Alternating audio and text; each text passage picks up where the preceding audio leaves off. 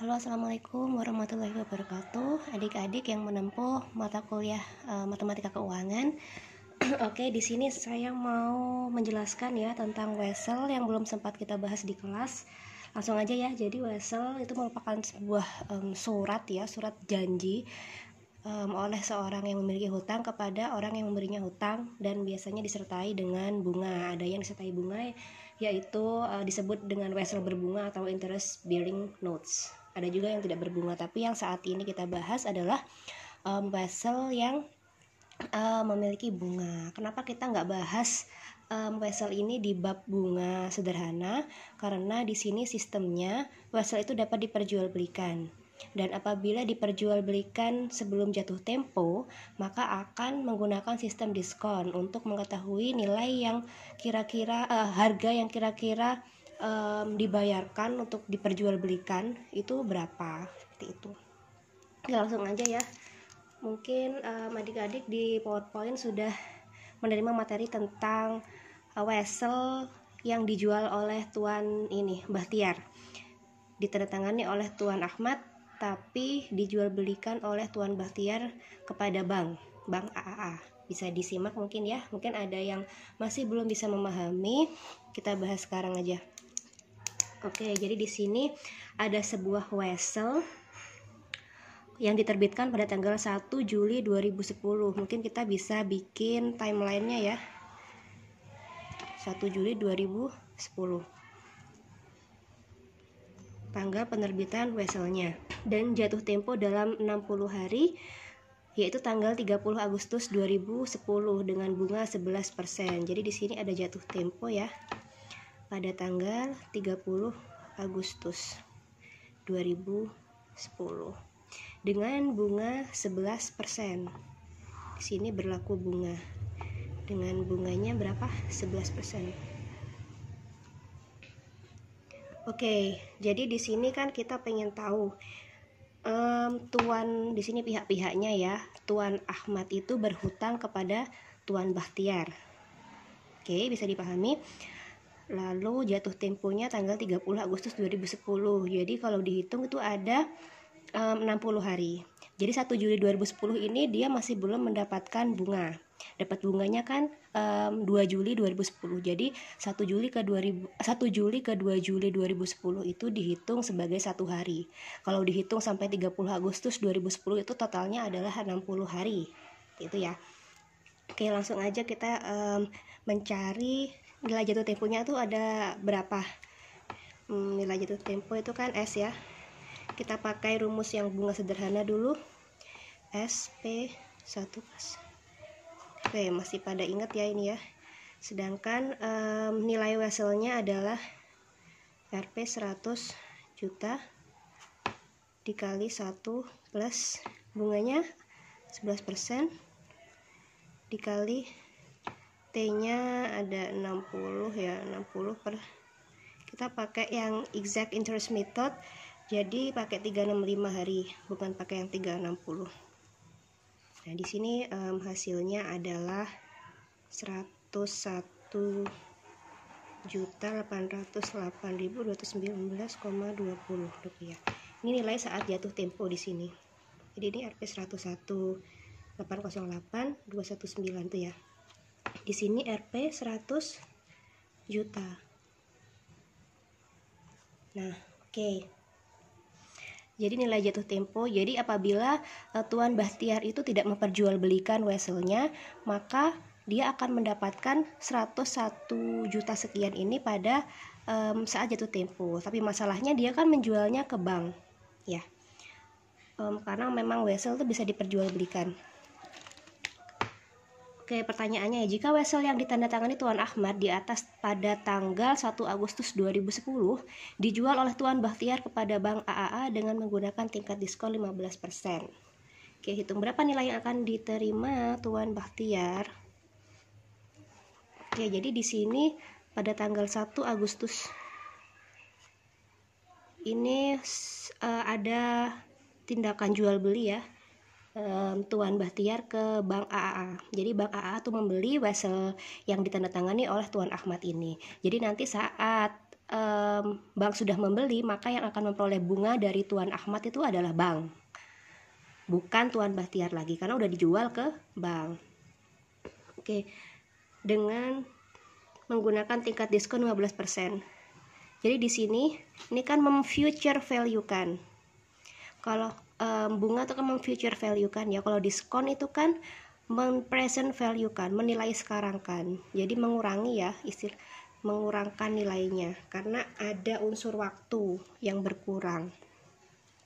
Di sini tingkat diskonnya 15%. Ini ditentukan oleh kesepakatan dua belah pihak. Nih ya. Jadi berapa nilai di sini? Kesepakatan jual belinya harganya berapa gitu kan? Berapa nilai yang akan diterima Tuan Bahtiar?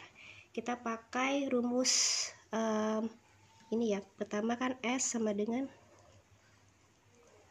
nilai saat jatuh tempo ya, 20.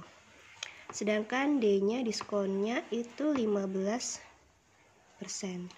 T waktunya 30 Agustus ke 1 Agustus ini adalah 29 hari atau 29/365 gini ya.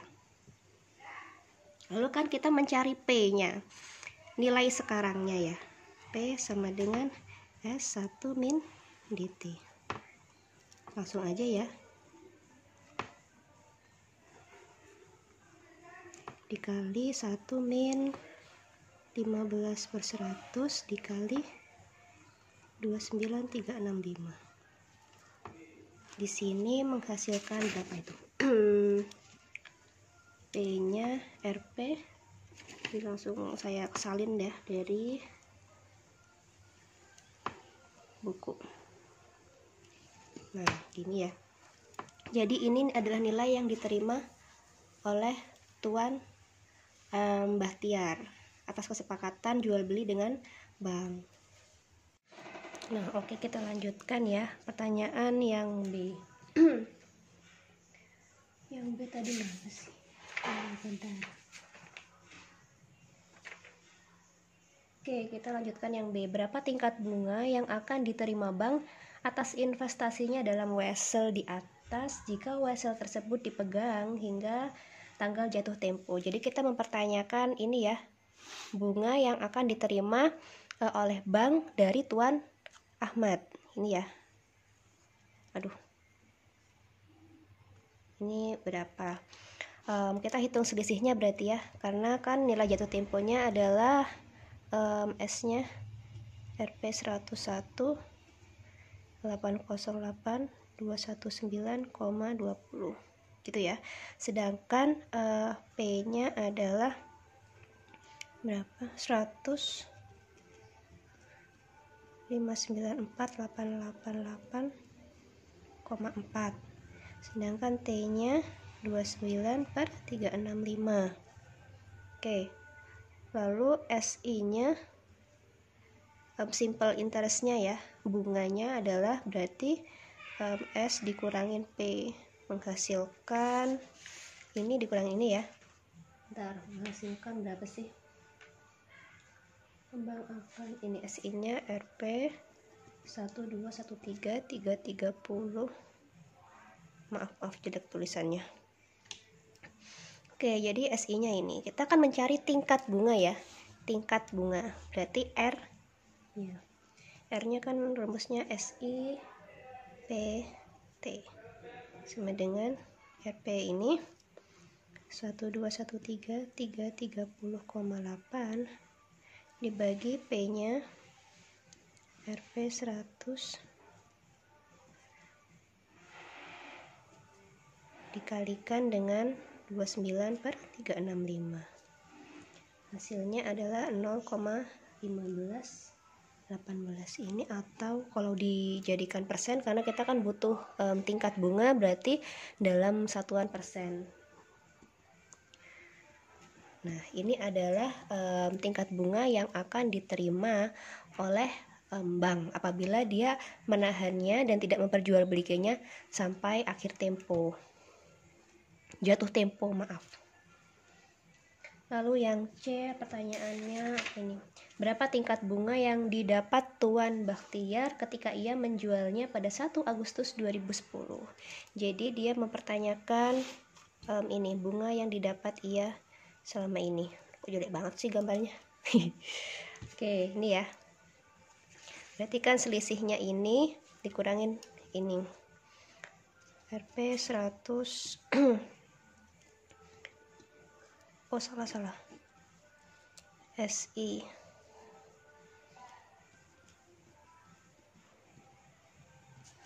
888,4 dikurangin 100 juta. Gampang ya, langsung Rp 594 sama kayak tadi kita mempertanyakan tingkat bunganya. Berarti kan R sama dengan 59488,4 dikali P nya, ini P ya,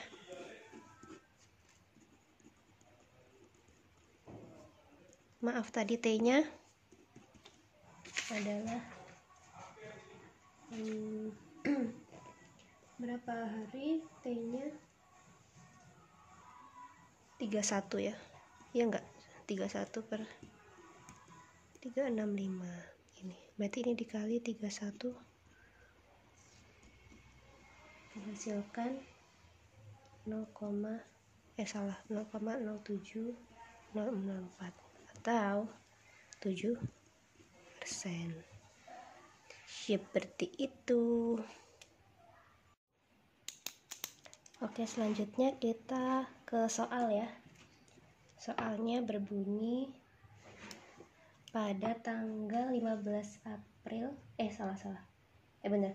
Pada tanggal 15 April 2010, seorang debitur menandatangani wesel senilai 800 juta. Ya, kita bikin timeline aja. Oh, jangan. Yang diketahui dulu, P sama dengan Rp, nilai weselnya ya, 800 juta. Yang akan jatuh tempo dalam 2 bulan dengan bunga. Dalam 2 bulan berarti 15 April ya, sampai 15 April, Mei, Juni.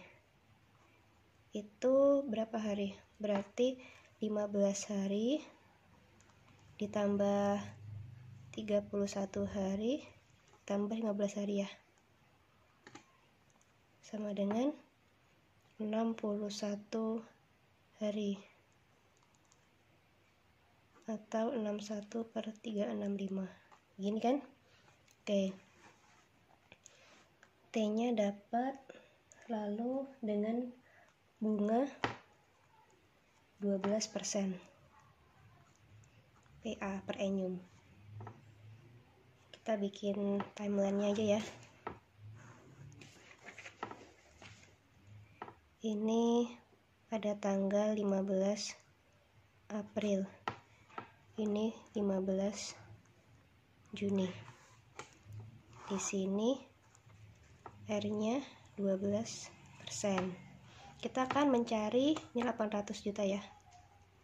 Kita mencari nilai jatuh tempo atau S. S-nya pakai rumus yang bunga sederhana. P dikali 1 plus RT. P-nya 800 juta dikali 1 plus 0,12 dikali 61 per 365. Jadi saya ngitung hasilnya mana ini? Ini ya. Rp 816043. Ini merupakan nilai jatuh tempo.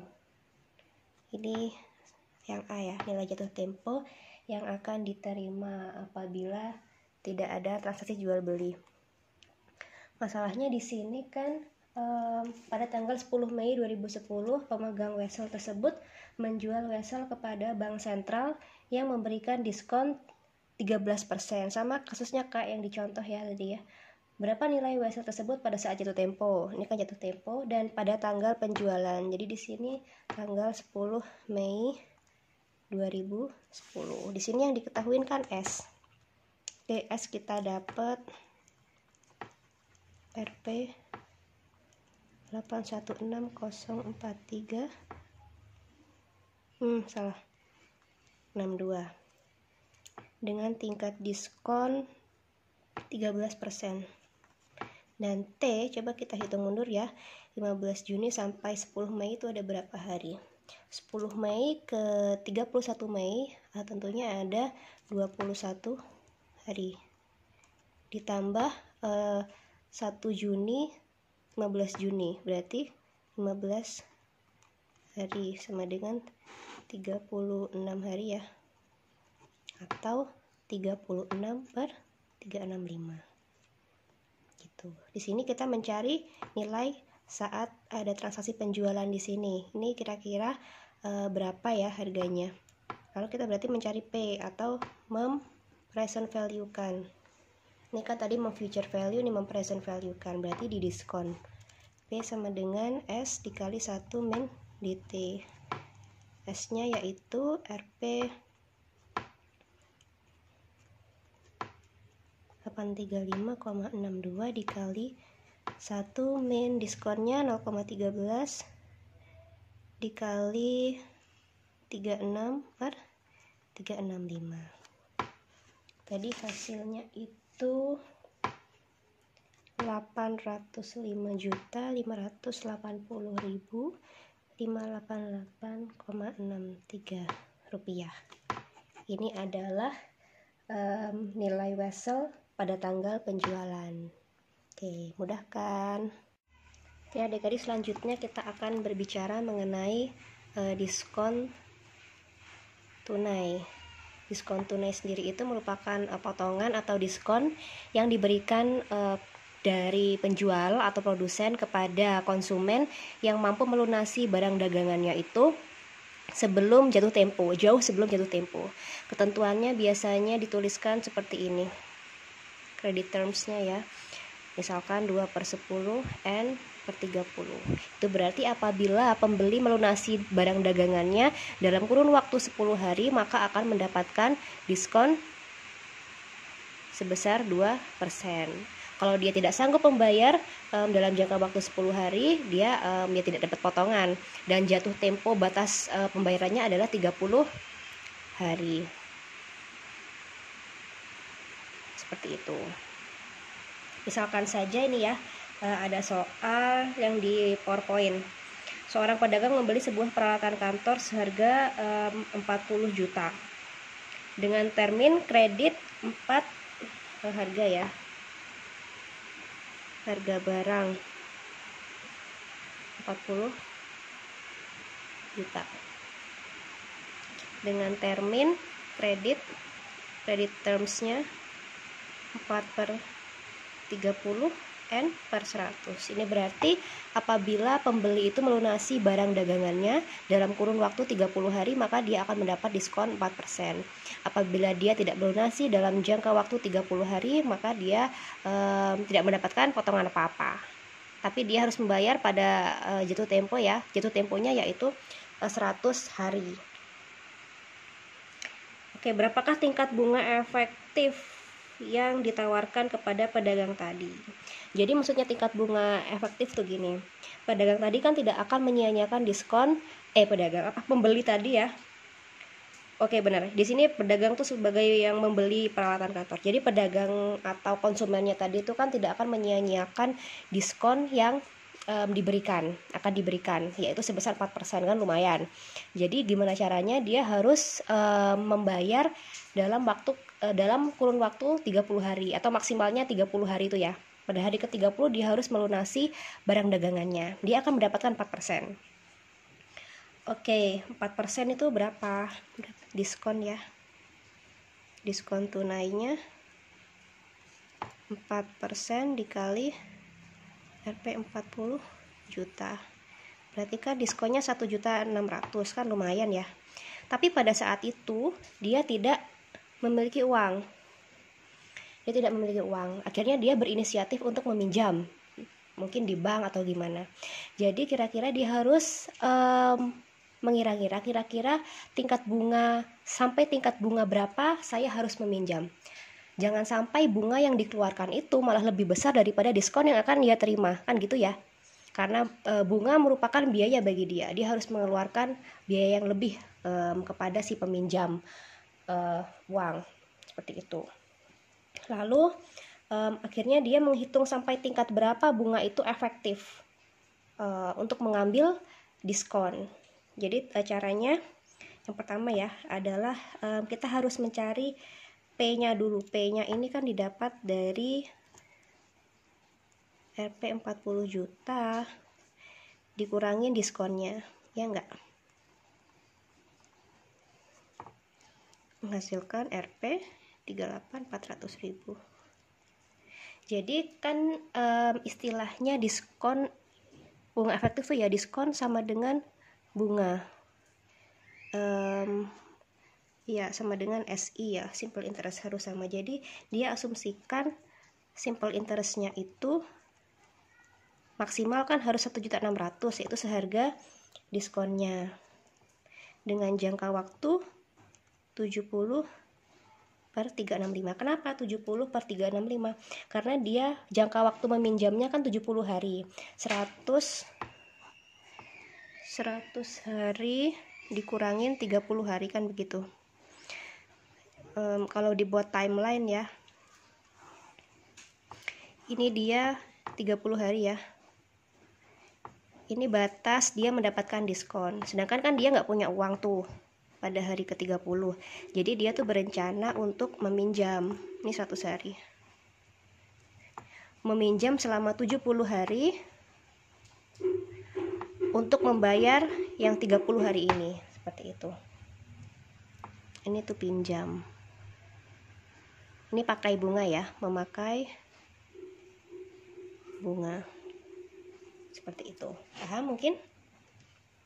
Oke, jadi sampai tingkat bunga berapa saya kalau mengambil diskon tuh untung. Jadi harus simple interestnya akhirnya harus lebih kecil daripada diskonnya. Diskonnya seperti itu. Oke, caranya adalah mencari R ya. R itu kan didapatkan dari simple interest dibagi PT.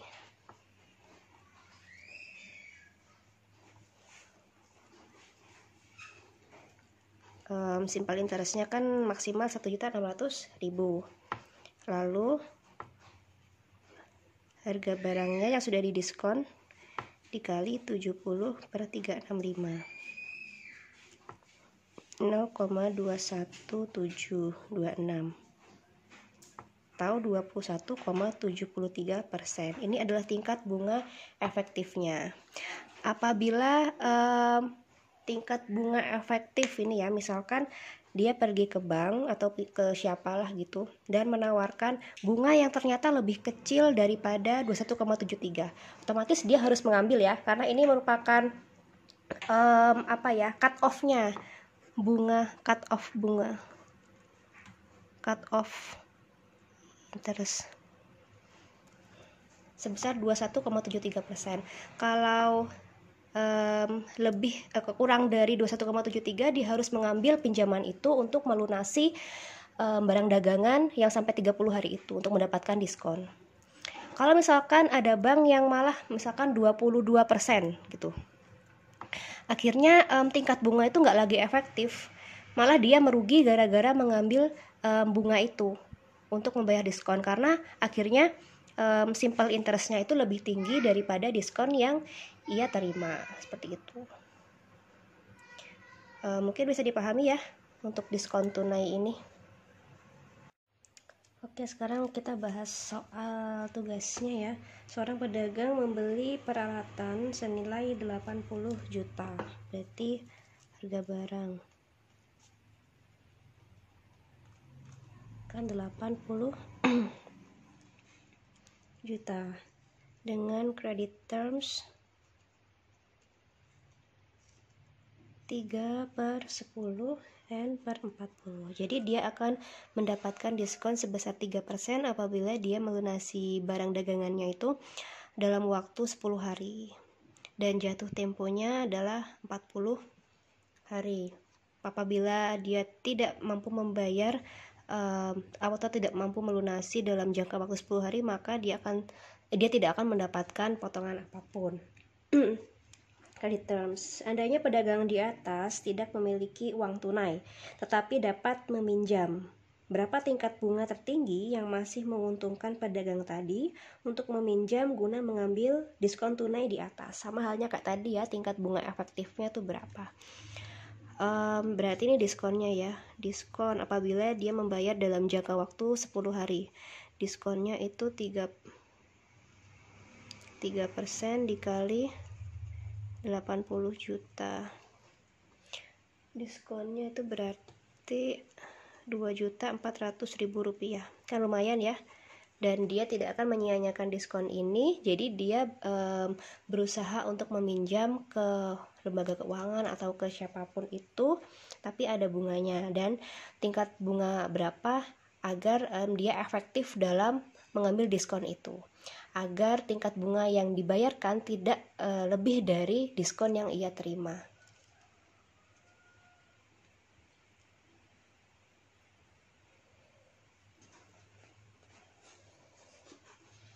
Jadi oke, berarti akhirnya harga barangnya apabila didiskon yaitu 80 juta dikurangin diskon ya, menghasilkan 77.600.000. Di sini bunga ya, bunganya adalah sebesar 2.400.000. Jadi bunga cut off-nya harus ya, cut off-nya adalah bunga sama dengan diskon 2.400.000. Berarti kita T-nya ya, jangka waktunya dia meminjam pasti 40 dikurangin 10 hari, berarti 30 hari. 30/365. Kita mencari tingkat bunga efektifnya.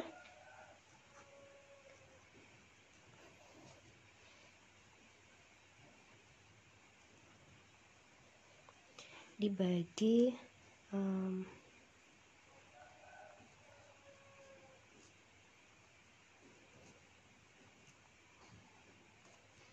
tingkat bunga efektifnya tadi itu saya hitung sebesar 0,3 atau 37,62%. Ini pertanyaan yang A ya. Lalu yang B, ini tadi udah diingatkan sama siapa ya?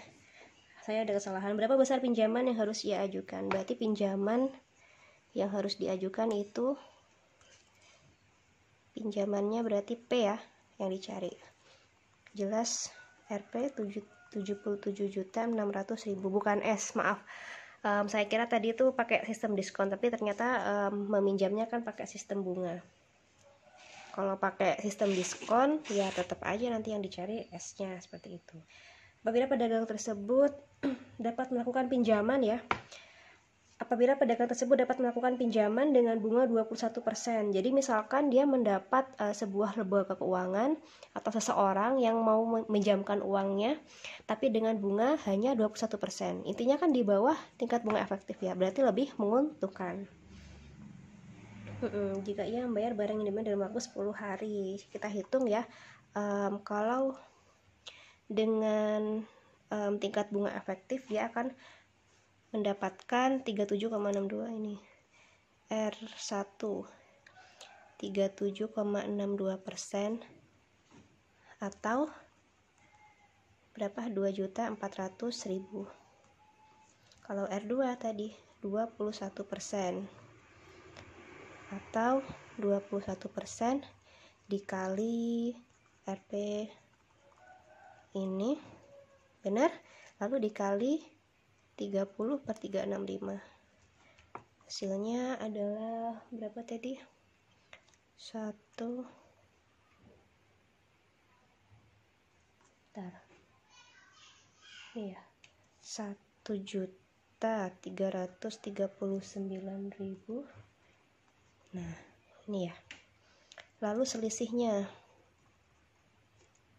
selisih R1 dikurangin R2, selisihnya berapa nih? Bentar, ini dikurangi